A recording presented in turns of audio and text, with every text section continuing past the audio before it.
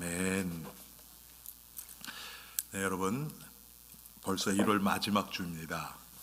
제가 1월이 가기 전에 교회에 대해서 한번 설교를 해야 되겠다 그런 마음이 있었습니다. 그래서 생명이 넘치는 초대교회, 오늘 본문에 나타난 교회는 예루살렘 교회, 가장 신약에서 가장 먼저 생긴 교회가 예루살렘 교회, 그 모습을 우리에게 보여주고 있습니다. 예루살렘 교회, 이 초대교회를 통해서 우리 교회가 어떻게 되어져 가야 하는가, 그 모델을 제시하고 있습니다. 제가 이 예루살렘 교회의 모습을 묵상을 하면서요, 과연 세상에 이런 교회가 있을까? 정말 이런 교회가 있을까? 저는 하나님이 교회의 모델을 보여주시기 위해서 이 특별한 이 상황과 이 시대에 이런 교회의 모습을 우리에게 보여주셨다고 생각을 합니다. 이렇게 되기는 사실은 거의 불가능해요. 온 성도가 재산을 다 분배해서 사는 거예요. 여러분, 공산주의가 여기서 나왔거든요. 공산주의가. 그런데 이게 가능한가? 전제가 있어요. 온 성도들이 다 성령 충만하면 돼요. 다 성령 충만하면. 그런데 그렇지 못하면 욕심 있는 사람들이 더 많이 가져가겠죠. 그렇죠, 여러분? 그래서 지금 이 시대에 이게 가능할까? 하나님이 하시면 이때처럼 가능하게 하실 수도 있지만 사실 쉬운 얘기는 아니에요. 그렇지만 그렇다 그래서 그래, 이거는 그때 잠깐 있었던 거고 지금은 우리하고 상관없어, 이렇게 되면 안 됩니다. 우리 교회가 이만큼 성령 충만하지 못했기 때문에 안 되는 것이지 이 교회의 모습이 잘못된 건 아니에요. 그래서 우리는 어떻게 해야 되느냐? 계속 이렇게 되도록 나 자신은, 다른 사람 쳐다볼 거 없고, 나는 이렇게 희생했는데 저 사람은 조금밖에 안 하고 자꾸 교회를 통해서 혜택만 받으려고 하고 다른 사람 볼 거 없고 내가 이렇게 돼가고 있는가, 이것을 하나님 앞에서 점검하고 나아가면 되는 것입니다. 교회는 예수 그리스도가 머리십니다. 여러분, 우리의 몸의 모든 지체가 머리의 영향을 받지요. 머리의 영향을 받아요. 그래서 머리가 시키는 대로 조화롭게 움직입니다. 여러분, 박수를 치려고 해도 머리에서 오른손 왼손에 지령을 내려서, 지시를 내려서 같이 맞부딪히게 해야 되죠. 그렇죠? 시간이 안 맞아도 안 되고요, 방향이 안 맞아도 안 되고요, 딱 정확하게 맞아야 됩니다. 뇌에, 머리에 지시를 제대로 받으면 이렇게 돼요. 손뼉 하나 치는 것도 마찬 그렇습니다. 하물며 온 교회가 한 몸으로 움직이기 위해서는 머리의 지시를 잘 따라야 됩니다. 왜 수많은 교회가, 여러분, 교회들이 어려움을 겪고 그럴까요? 저는 이 교회에 대한 아픔이 있는 사람입니다. 한국에서는 별로 그런 게 없었어요. 교회 안에 문제가 없었다는 게 아니라 교회가 갈라지고 깨져나가고 이런 게 미국보다는 조금 덜해요. 그런데 이민교회는 그게 아주 심했습니다. 지금도 이 지역에 어떤 교회들 보면 또 깨져나가고, 또 아마 목사님들이 연초 되면요 상당히 긴장할 거예요. 왜? 사람들이 옮길 때 그냥 아무 때나 옮기는 것도 있지만 올해까지만 이 교회 다녀야지, 이런 게 많잖아요, 여러분. 그러니까 새해 첫 주 되면 혹시 누구 안 계신 분 계신가, 아마 그런 게 있을 겁니다. 왜 그런 일이 일어나느냐? 왜 교회 안에서 분란이 있느냐? 결국은 교회가 머리 대신 예수 그리스도의 명령대로 움직이지 않으니까 그런 거예요. 자, 교회가 머리 대신 예수 그리스도의 명령대로 움직일 때 어떤 일이 일어납니까? 하나님이 이 땅에 교회를 세우신 목적대로 교회가 교회의 역할을 감당하게 됩니다. 그러면 반드시 그런 교회를 통해서 하나님의 하시는 일들이 나타나요. 그게 능력으로도 나타나고, 그것이 성도 간의 사랑으로도 나타나고, 생명으로 나타납니다. 오늘 본문에 나오는 예루살렘 교회가 딱 그랬어요. 그래서 오늘 여러분, 이 하나님이 교회를 이 땅에 세우신 목적을 우리가 잘 기억하고, 내가 교회의 지체로서 지금 하나님이 이 땅에 교회를 세우신 그 목적대로 내가 인도받고 있는가, 이것을 우리가 하나님 앞에서 돌아보는 귀한 시간 되길 바랍니다. 오늘 초대교회 예루살렘 교회를 보니까요, 첫 번째로 나타난 게 뭐냐면, 이들은 사도들의 가르침을 받아 그랬습니다. 사도의 가르침을 받아. 여러분, 목사 말 들으라는 얘기가 아닙니다. 사도들의 가르침이 왜 그랬는가? 사도들이 복음을 얘기를 했거든요. 하나님의 말씀을 대언하는 겁니다. 대언. 대신 전하는 자들이었어요. 그 하나님의 말씀을 들은 겁니다. 여러분, 교회가 하나님의 말씀의 기준을 떠나면 교회는 그때부터 변질되기 시작합니다. 기준이 없어지는 거예요. 여러분, 기준이 없으면요, 혼란하게 됩니다. 제가 과거에 그 얘기를 들은 적이 있어요. 전쟁보다 무서운 게 있대요. 여러분, 전쟁보다 무서운 게 별로 없겠죠. 그렇죠? 전쟁은 생명이 왔다 갔다 하는데, 그거보다 더 중요한 게, 더 무서운 게 내전이래요. 내전. 자기네끼리 안에서 싸우는 거 있죠. 이거는 적과 아군을 구분하기가 쉽지 않대요. 이게 더 힘든 거예요. 교회가 마음이 갈리고 기준이 사라져버리면 얼마나 혼란스럽겠습니까? 여러분, 이 세상도 마찬가지잖아요. 그래서 법이라는 게 있는 거 아닙니까? 법을 제대로 지키는, 그래서 준법 정신이 뛰어난 그런 사회는 안정됩니다. 그런데 지금 마치 IT, 헤이리처럼 이것만 완전 무법천지예요. 그렇게 돼버리니까 뭐를 할 수가 없죠. 심지어는 은행에 가서 자기 돈 찾으려고 그랬는데 그게 안 줘요. 아니, 그게 말이 안 되잖아요, 여러분. 우리 생각으로는 말이 안 되죠. 그런데 그렇단 말이에요. 조금 낮으면 뭐 하루에 100불, 200불 그 정도밖에 못 찾고, 수백만 불이 있어도 소용없어요. 안 주면 끝이에요, 거기는. 아니, 여러분, 참 정말 1805년도에 독립한 나라예요. IT가 공화국으로 시작한 거예요, 그때. 그런데 지금도 메일 딜리버리가 안 돼요. 우체국이 있어요. 그런데 중간에 다 없어지니까 아무도 사용 안 해요. 그래서 여기서 물건 이런 걸 보내질 못해요, 거기는. 왜? 법이 무너지니까. 똑같습니다.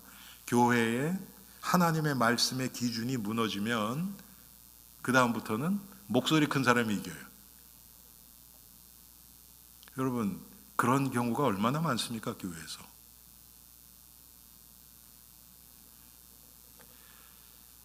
하나님의 말씀의 기준이 그래서 너무 중요한 거예요. 자, 초대교회 성도 여러분, 이 사도들의 가르침을 받았다 그랬는데, 이 사도들이 어떤 자였습니까? 어부가 제일 많았고요. 그렇죠? 그리고 과격주의자들, 세리 출신도 있고, 한마디로 이 세상 기준으로 보면요, 별로 인정할 만한 사람이 없어요. 똑똑한 사람이 없어요. 좀 뭔가 조금 이렇게 정돈돼 있고 조금 이성적이고 이런 사람이 없어요. 사도들의 가르침을 받았다 그랬는데 예루살렘 교회, 아니 왜 또 예루살렘 교회입니까? 사도들은 거기가 다 갈릴리 출신들이거든요. 완전 촌구석. 이스라엘 사람들이 촌사람 그러면 얘기하는 게 갈릴리 사람. 갈릴리에서 뭐 선한 것이 나겠느냐. 그런 자들이 대부분이 예수님 제자들이었어요. 그런데 그 자들이 와서 말씀을 전하는 거예요. 그런데 그래서 인간적으로 보면 사도들의 가르침을 따르기가 쉽지 않았습니다. 예루살렘에는 교육받은 사람도 많이 있고요. 똑똑한 사람도 많이 있고 능력 있는 사람도 훨씬 많아요. 그런데 그 자들이 특별히 여러분 제자들 중에서 이 예루살렘 교회의 제자들 중에서 가장 사도들 가운데서도 교회를 지도하던 자가 여러분도 아시잖아요. 베드로, 요한, 야고보, 안드레 가장 측근 아닙니까? 그 자들은 다 어부 출신들이에요. 그런데 그 사람들의 말을 받아들였다. 쉬운 건 아니에요. 육신적으로만 보면. 하나님의 말씀이기 때문에 그런 거예요. 여러분, 하나님의 말씀 앞에는 내가 좋고 싫고 그걸 다 떠나서 하나님의 말씀이라면 우리가 순종해야 돼요. 이게 쉽지 않아요. 예를 들어서 여러분, 저에게 아주 안 좋은 오류가 있다. 여러분 그런 사람들이 있어요. 목사님들 중에서도 과거에 어떤 큰 범죄를 했다든지 잘못을 하셨던 분이 계실 수도 있죠. 그 후에 하나님이 은혜로 부르시고 또 목사까지 되게 하신 그런 분들도 계세요. 그분의 육신적인 모습을 보면 무슨 얘기를 해도 듣기 싫게 되죠. 그런데 그분의 그 결점이 여러분이 굉장히 싫어하는 그런 쪽이었다 그러면 더 하겠죠. 이거 쉽지 않습니다. 그렇지만 하나님의 말씀이라면 들어야 돼요. 또 그들이 사도의 가르침을 받아 그랬습니다. 무슨 뜻입니까? 그들은 하나님의 말씀을 겸손한 마음으로 받아들이는 그런 교회였고 성도들이었습니다. 하나님의 말씀을 배우고자 하는 그런 마음이 없으면 여러분 우리는 말씀에 깊이 들어갈 수가 없습니다. 하나님 말씀 앞에서는 나의 기준, 나의 생각, 나의 좋고 안 좋고 그런 모든 것들을 다 내려놓고 말씀 있는 그대로를 받을 수 있어야 합니다. 그게 우리가 복받는 길이에요. 그게 성령 충만한 길입니다. 내가 싫은데 그걸 받아들이는 거, 그게 뭡니까? 우리 조금 아까 집사님 기도하신 것처럼 나의 옛사람이 예수님과 함께 죽는 거예요. 나의 기준이 죽는 겁니다. 그때 성령의 역사가 일어나죠. 두 번째로 초대교회는 참 교제가 있는 교회였습니다. 서로 교제하고 떡을 떼며 42절에 그랬죠. 서로 교제하고 떡을 떼며 우리 교회도 매주 친교 있어요. 성경에서 얘기하는 교제와 우리 교회가 지금 하는 친교와 이게 같아져야 되는 거죠. 그렇죠. 그런데 진짜 같은가? 대답을 잘 못하겠어요, 저도. 왜 그렇습니까? 이 그리스도 안에서의 교제는 조금 달라요.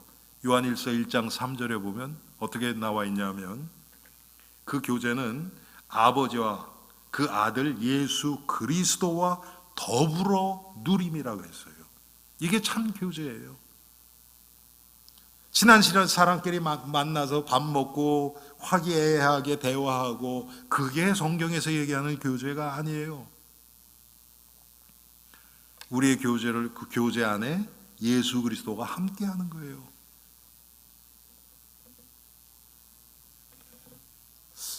오늘 아까 올라오다가 보니까 친교 준비하시더라고요. 몇 분이 냄새가 나더라고요. 그래서 오늘 메뉴가 이건가 보다. 메뉴는 중요하지 않아요. 우리 교제 안에 계신 예수 그리스도가 중요한 것이지. 그렇죠, 여러분.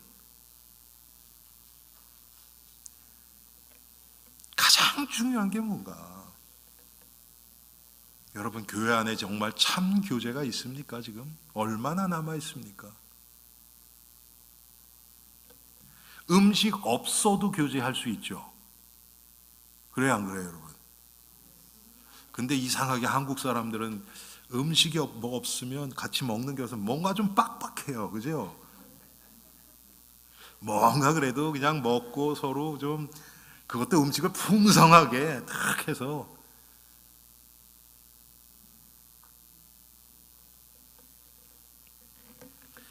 여러분 참 교제는 오늘 성경에 보면 성도들이 그냥 밥만 먹고 그냥 기쁘게 대화하고 이게 아니고요. 이 마음과 심지어는 물질적인 것까지도 초월한 그런 함께 예수 그리스도를 알아가는 그게 교제입니다. 여러분 정말 가까운 사람, 예를 들어서 여기 여러분이 여러분 부모님하고 식당에 가서 식사한다. 그러면 값을 누가 내면 어떻습니까? 안 그래요? 정말 가까운 사람이라면요, 그거 생각 안 하고 그 만남 자체가 귀하잖아요. 물질적인 걸 초월해 버리는 거죠.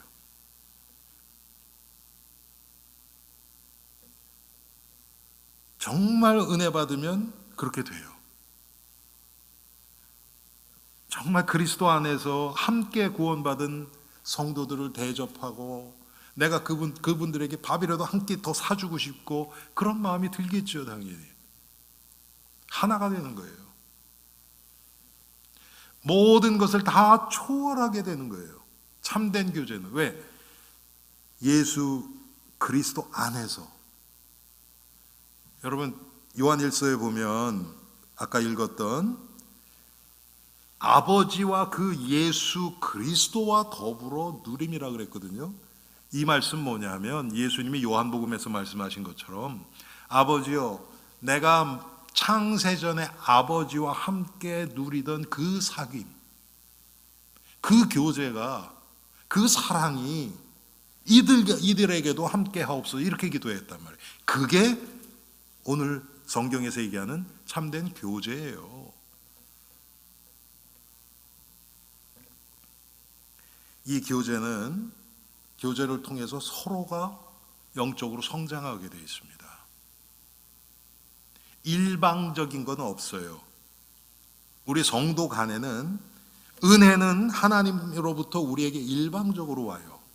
우리가 하나님께 은혜 끼치지는 못해요. 그건 말이 안 되죠, 그렇죠? 일방적인 거예요. 그런데 성도 간에는요, 일방적인 게 없어요. 어제 예수 믿고 교회에 오신 분이라 하더라도 그분과 우리가 함께 더불어 누리고 교제하는 것이지, 이분 아무것도 모르니까 다 가르쳐 줘야지, 이런 거는 없어요. 서로 배우는 거죠. 여러분 우리 교회는 예수 믿은 지 오래되신 분이 많으니까 여러분이 정말 어제 예수 믿고 오신 분하고 대화를 하면요, 훨씬 더 이 사람은 나보다 훨씬 더 순수하다 그런 걸 느끼실 거예요. 작은 거 아무것도 아닌데 조그만 거에도 너무 감사하고. 우리는 웬만한 그런 거는 당연한 것처럼 생각하는데 그런 걸 통해서 우리가 배우는 거죠. 결국은 이 참 교제의 결과는 다른 게 아니라 생명의 열매로, 복음의 열매로 맺어집니다. 그래서 오늘 마지막 절 말씀처럼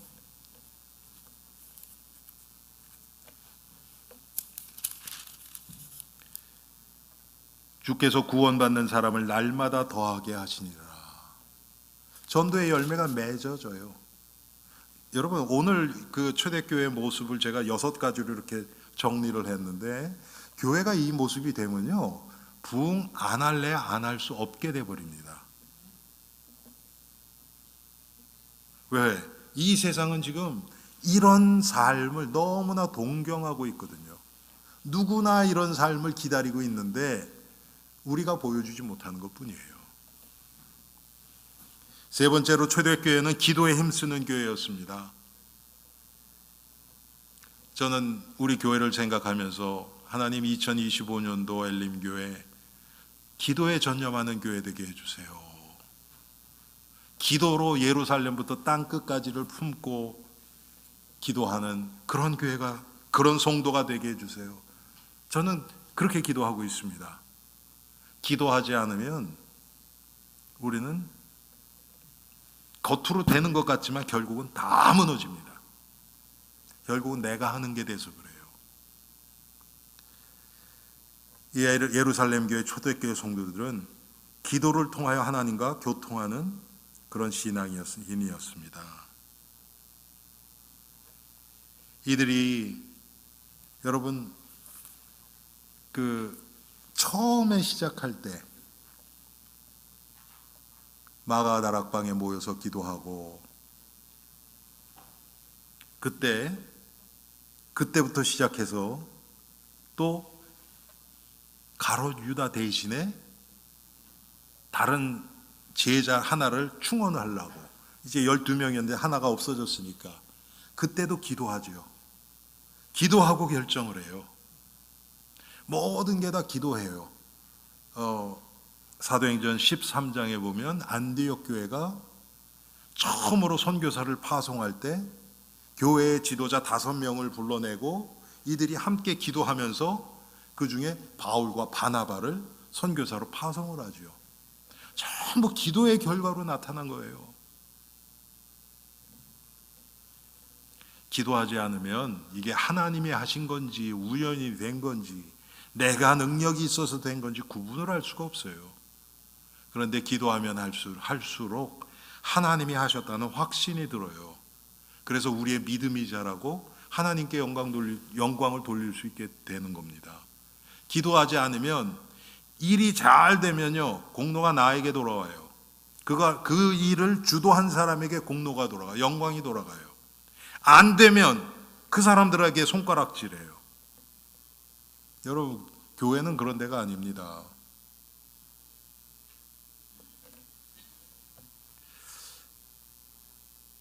두 번째로, 예수님이 말씀하신 것처럼 교회는 만민이 기도하는 집이라고 그랬어요. 만민이 기도하는 집. 여러분, 우리 교회는 감사하게 하나님이 자체 건물을 주셨어요. 마음껏 기도로 활용하시기 바랍니다. 예, 여러분들이 정말 원하시면 교회 키 나눠드릴게요. 기도하기 위해서 오신다 그러면 제가 10개라도 나눠드릴게요. 왜? 이거보다 중요한 게 없어요. 한두 번 작정하고 기도하는 거 힘들지 않아요. 그런데 지속적인 기도가 되기 위해서는요, 나에게 믿음이 없으면 안 되고요, 지속적인 기도하겠다고 내가 작정하고 하나님 앞에 할 때 얼마나 기도가 쉽지 않다는 걸 알게 돼요. 한두 번 작정하고 하는 건 힘들지 않아요, 여러분. 그런데 여러분들이 한 번 교회 나와서 5시간 기도했다. 대단한 거죠, 그것도. 그런데 그것보다도 5시간이면 얼마입니까? 300분이죠. 300분. 3분씩 100일에 나눠서 하는 게 한 10배 이상은 힘들어요.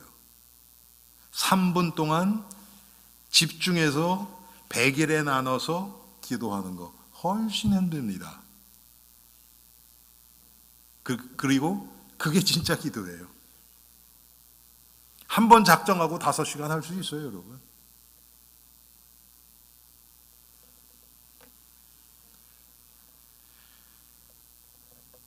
초대교회는 기도를 통해서 여러 가지 기적들을 체험해요.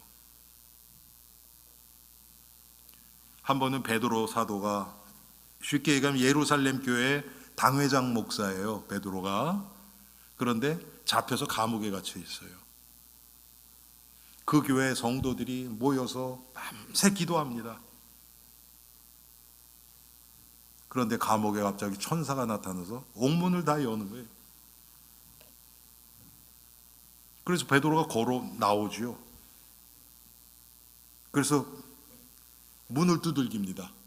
성도들이 어디 모였는지 아니까. 그들이 안에서 기도하고 있었어요. 그랬더니 조그만 계집아이 하나, 로데라고 하는 계집아이가 나와서 문을 열다가 보니까 베드로가 서 있는 거예요. 너무 놀라서 문도 안 열어주고 뛰어들어가서 베드로 사도가 오셨다 그러니까 안에 있던 그 장로님들하고 그 분들이, 믿음 좋다고 하는 분들이, 에이 말이나 돼? 그분들이 뭐 위해서 기도했습니까? 우리 목사님, 우리 사도, 하나님 감옥에 갇혀있는데 풀려나게 해주세요, 이렇게 기도했지 않겠습니까? 기도했는데 진짜 나타나니까 에이 말이나 돼? 아니 진짜예요. 그러니까 에이 그럼 그 영을 받겠지.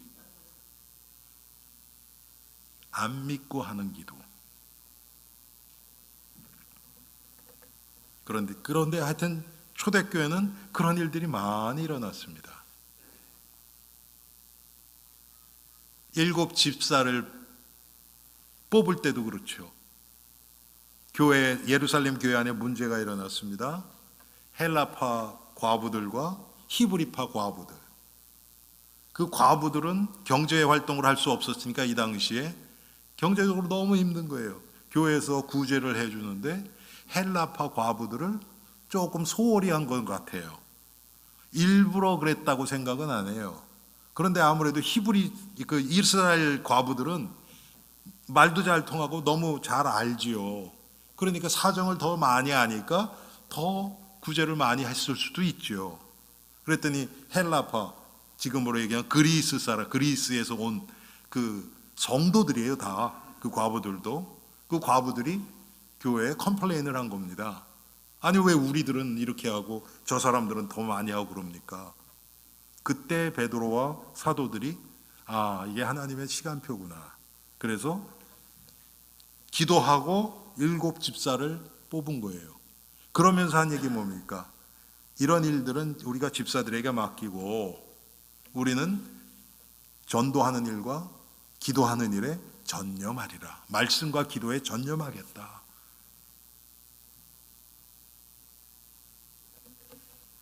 기도를 통해서 또 우리는 영적으로 무장됩니다. 기도는요, 뭐를 달라고 하는 게 아닙니다, 여러분. 하나님의 뜻을 찾는 거고요. 더 근본적으로 들어가면 하나님과 함께하는 시간이에요.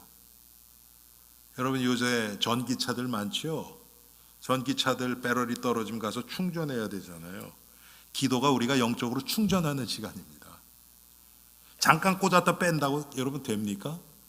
안 되죠? 깊이. 그런데 이게 또 이 접촉이 잘 돼야 되겠죠. 그래서 됐다 안 됐다 막 이러면 안 되잖아요. 탁 붙어서 하나님과 깊은 교제를 통해서 영적으로 충전받는 겁니다, 기도가. 그렇지 않으면 우리는 마귀의 유혹을 이길 수가 없어요. 영적으로 영안이 열리고, 제가 얘기 들으니까 전기차 하시는 분들 이게 배터리가 떨어지면 히터도 못 틀고 에어컨도 못 틀고 막 그런다고 그러더라고요. 약해지니까. 여러분 똑같습니다. 우리가 죄송합니다. 이런 표현을 해서 영빨이 딸리면 귀에 쏙쏙 들어오죠. 이런 얘기는. 영적으로 힘을 잃어버리면요. 그렇게 무능력해져요. 영적으로요. 마귀가 조그만 거 공격해도요. 그거에 다 넘어지고. 왜? 물리칠 힘이 없어요. 그런데 여러분, 영적으로 우리가 fully charged 되면 어떻습니까? 내 면전하게 되고 막 욕을 하고 침을 뱉어도요, 그게 속지 않아요. 지금 마귀가 이렇게 하는구나. 내가 조금 은혜 생활하려고 그랬더니 마귀가 이렇게 하는구나. 네가 그래봐라, 내가 속나. 오히려 마귀를 예수 그리스도의 이름으로 그냥 한 펀치 날리죠. 이 기도로부터 나온단 말이에요, 여러분. 이게 다른 게 아니라, 여러분, 기도를 통해서요, 하나님의 말씀이 깨달아지고 기억나져요. 유혹이 왔을 때 제일 좋은 건 하나님의 말씀으로 물리치는 거거든요.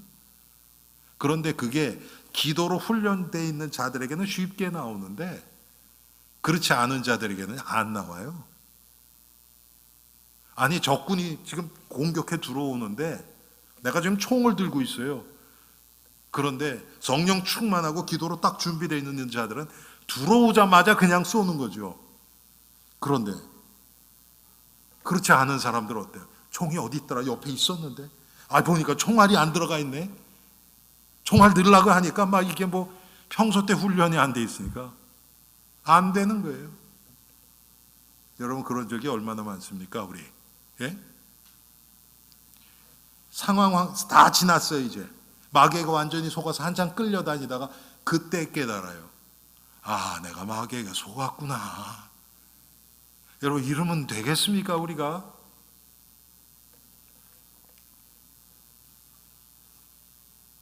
우리가 기도를 통해서 예수 그리스도의 십자가를 든든히 붙잡을 때 마귀는 우리에게 할 수 있는 게 없습니다.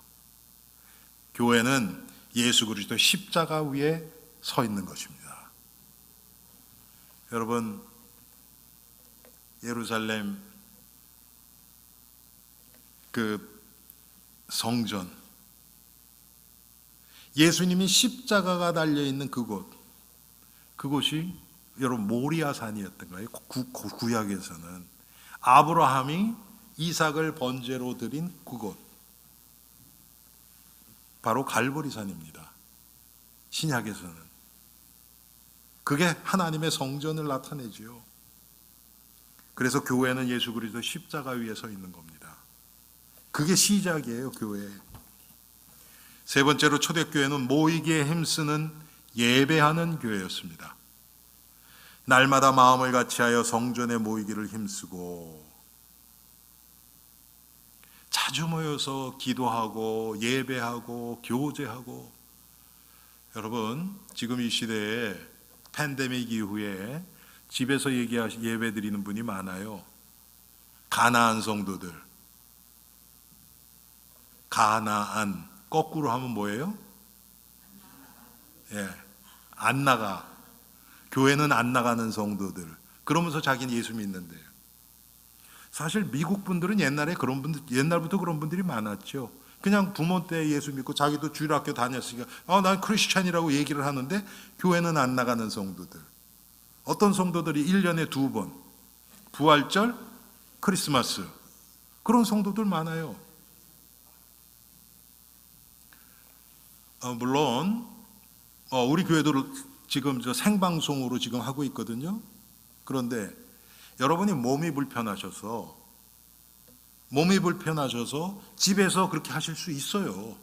하나님이 아세요. 그래서 그런 분들에게는 하나님이 지금 여러분이 교회에 와서 앉아있는 그 정도로 은혜를 주세요. 그런데 그렇지도 않아.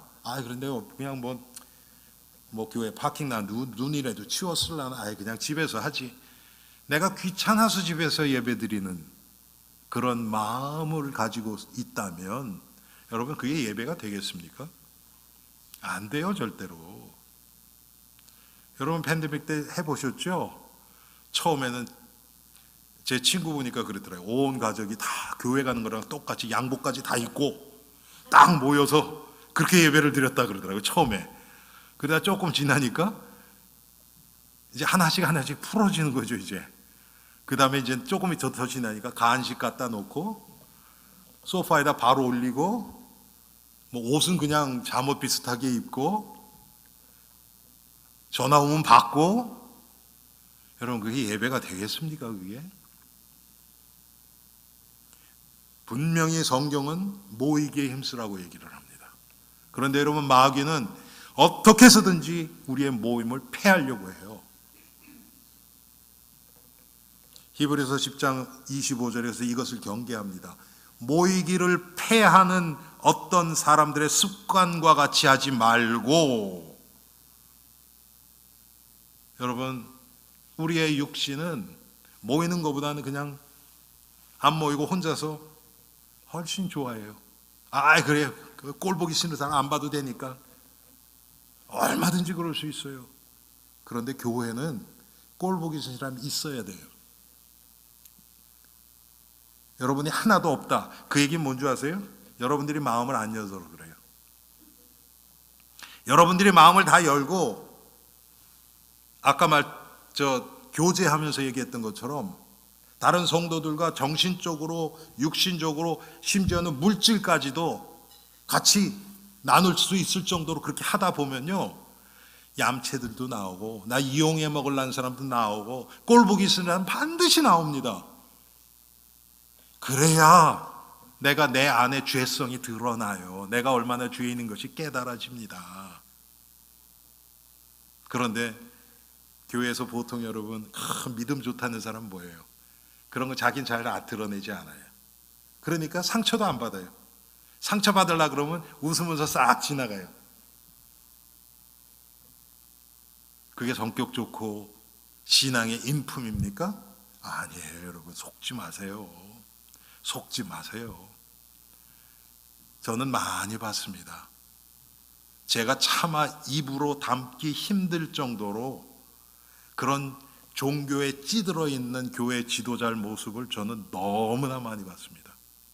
교회 장로님, 권사님, 목사님들을 통해서도요. 여러분, 그게 남들 얘기가 아니에요. 그게 우리 얘기입니다. 여러분, 우리는 안 그렇습니까? 저는 우리 성도님들이 나의 실제 삶을 알면 얼마나 실망할까, 그 생각 종종 합니다.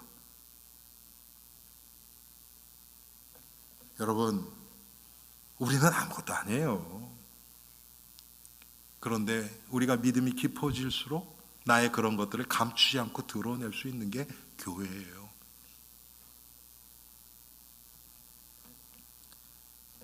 그런데 여러분, 우리가 조심해야 될 것이,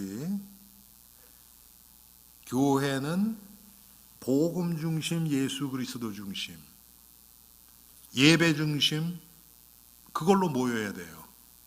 그런데 마귀는 우리가 열심히 내서 모이잖아요. 모이는 것까지도 막지는 못해요. 마귀가 성령이 우리를 인도하셔서 모이게 할 수 있어요. 그런데 모인 후에 그 모임의 목적을 훼손시켜요. 자꾸 다른 것 중심으로 싹 바꿔나간단 말이에요. 그러면 모이나 안 모이나 무슨 차이가 있습니까? 차라리 안 모이는 게 나을 수도 있죠. 그럴 경우는. 아니, 모여서 남 이야기하고 불신앙 얘기하고 불평 불만 얘기하고, 그건 교회가 아니에요. 여러분, 그건 마귀의 소굴이죠. 그건. 그래서 모임의 목적을 분명히 해야 돼요. 하나님의 말씀, 예배, 기도, 말씀, 전도, 이런 것들 중심으로. 여기서 벗어나가려 그러면 여러분, 자꾸 이 원래 목적을 다시 회복해야 돼요. 대화하다가 뭐 하다가, 여러분, 우리는 어쩔 수 없이 대화하다 보면요, 내가 좋아하는 그 관심 쪽으로 대화가 흘러갈 수밖에 없어요. 그러면 엉뚱한 데로 자꾸 나가요. 그러면 그걸 빨리 깨달으신 분이 기도하면서 이걸 다시 원래 목적대로 돌려놔야 됩니다. 그렇지 않으면 마귀 소굴 돼버리는데요. 여러분, 교회 와서 시험 들은 사람이 얼마나 많습니까? 예? 교회 왔는데 자기 뒷얘기하는 소리 듣고 그런 걸 보면 상처받을 수 있죠. 초신자들은 특히. 다섯 번째로 초대교회는 기쁨이 넘치는 교회였습니다. 여러분, 이 세상에서 맛볼 수 없는 그런 참된 기쁨과 평강과 그런 사귐이 교회 안에 있는 거예요. 그래서 예수님 뭐라고 그러셨어요? 너희가 서로 사랑하라 그랬어요. 너희가 서로 사랑하면 이로써 사람들이 너희가 내 제자인 줄 알리라 그랬어요. 초대교회처럼 정말 내 것 네 것 없을 정도로 그렇게 서로를 위하고 서로 하나 되어서 그렇게 하면 여러분, 그런 관계를 너무나 바라고 있는 사람들이 세상에 얼마나 많이 있겠습니까? 여러분, 우리 주위에 보면은 그 셀그룹 처치하는 교회들이 있어요. 그 뭐라 그럽니까? 한국말로 그거를. 예? 사실은 그게 구역이거든요. 쉽게 얘기하면. 그게 지역에 있는 사람들이 모여서 함께 하나님 말씀 공부하고 기도하고 서로를 위하고 하는 거예요. 제 여동생 교회가 그걸 하는 교회거든요. 그런데 인원이 한 7, 8명 이렇게 모여서 일주일에 한 번씩 모여서 하나님 말씀 공부하고 그 목자라 그러거든요. 구역장 같은 사람이. 그리고 같이 기도하고 그리고 서로 필요한 거를 서로 채워주는 거예요. 과거에 제 여동생이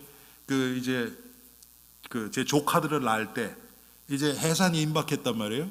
그랬더니 거기 있는 사람들이 그 응급 그 전화를 할 사람, 갑자기 남편이 연락이 안 되든지 뭐 이렇게 될 수 있잖아요. 그러면 1번은 당신, 그 다음엔 당신, 이렇게 뭐 3번째, 4번째까지 그걸 딱 만들어 놨어요. 서로 위하는 거예요, 그렇게. 그래가지고 또 필요한 거 있으면 갖다 주고 서로 그러면서. 여러분, 그런 모습만 보여도 일부러 보이는 게 아니고 서로 위해줘도 여러분, 이 세상에서는 그런 거 보기 쉽지 않잖아요. 다 자기밖에 모르잖아요. 그런 사람들이 야, 나도 저기 끼고 싶다. 그러지 않겠습니까, 여러분? 우리가 진심으로 그 사람을 사랑해서 그렇게 된다면 그게 교회의 모습이란 말이에요.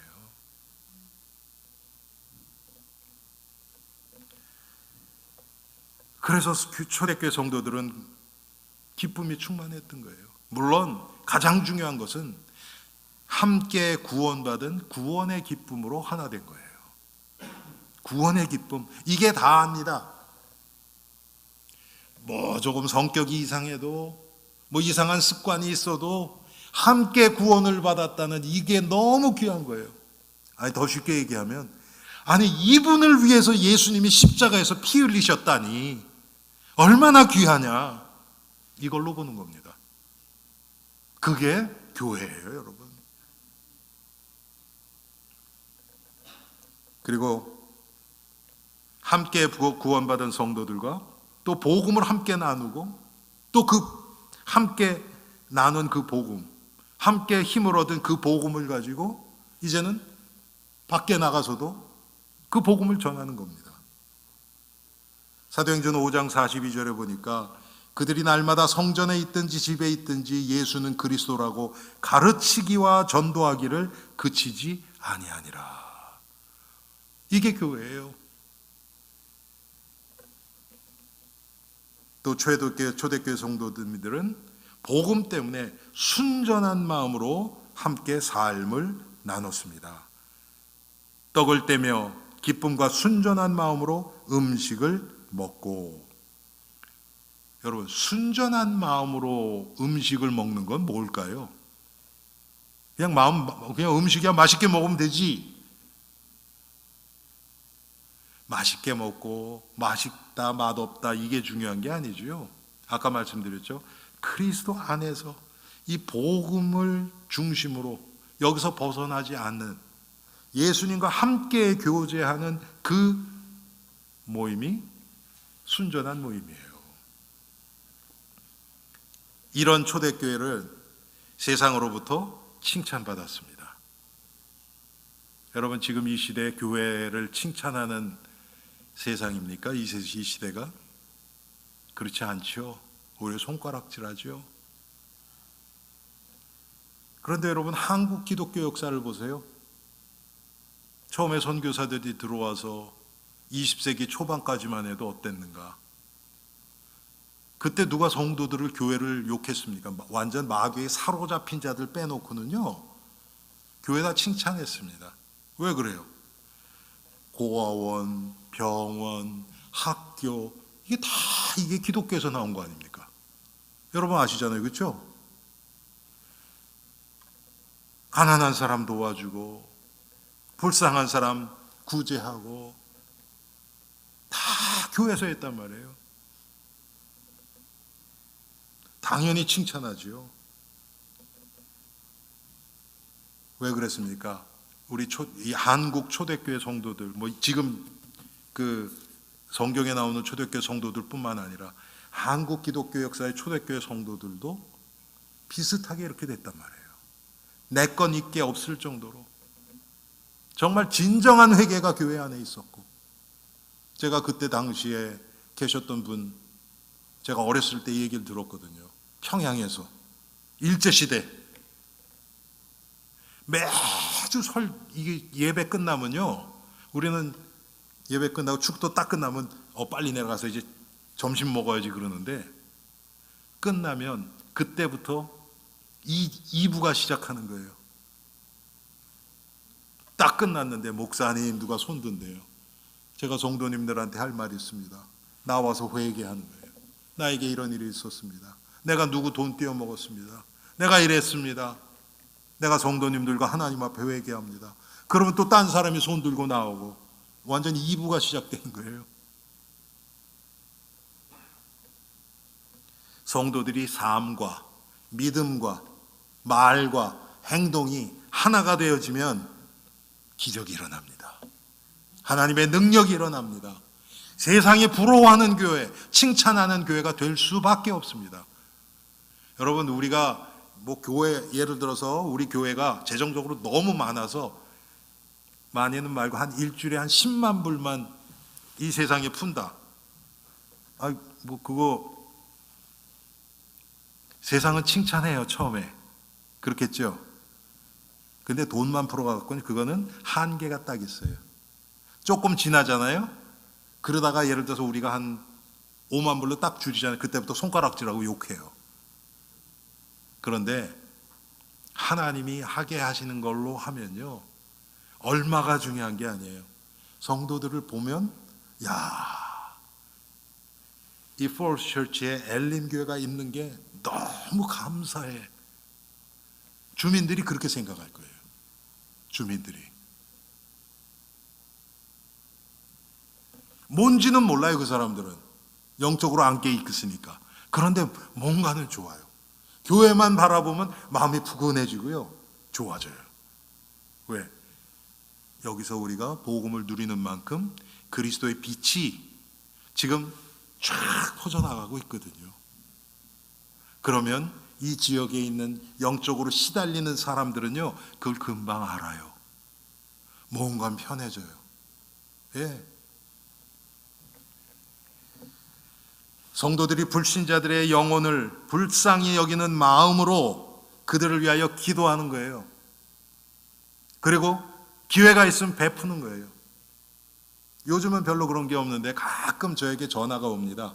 이 지역 주민들이 전화가 와요.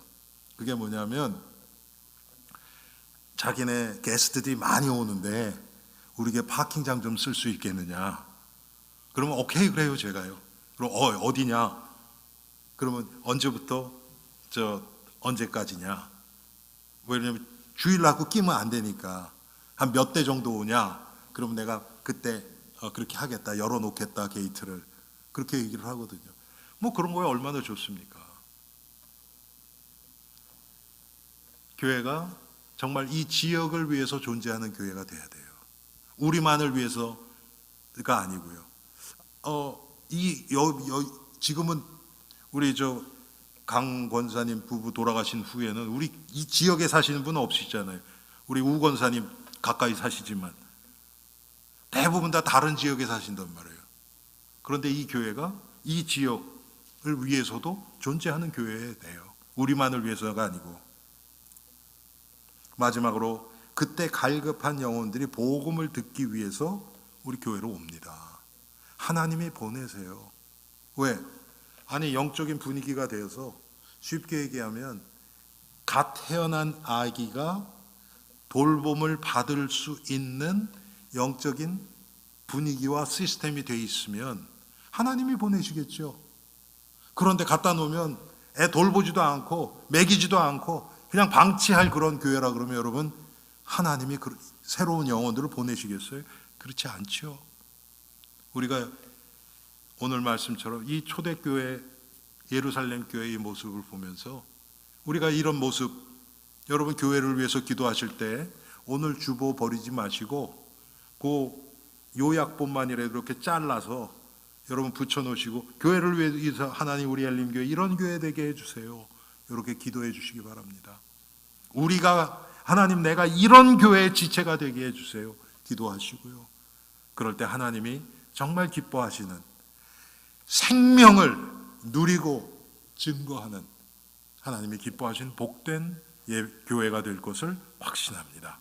우리 이 시간 우리 엘림교회가 이런 교회가 되게 해달라고 또 우리 자신이 이런 교회의 지체가 되게 해달라고 우리 함께 한 목소리로 기도하는 시간 같습니다. 사랑의 하나님, 참으로 아버지 하나님께서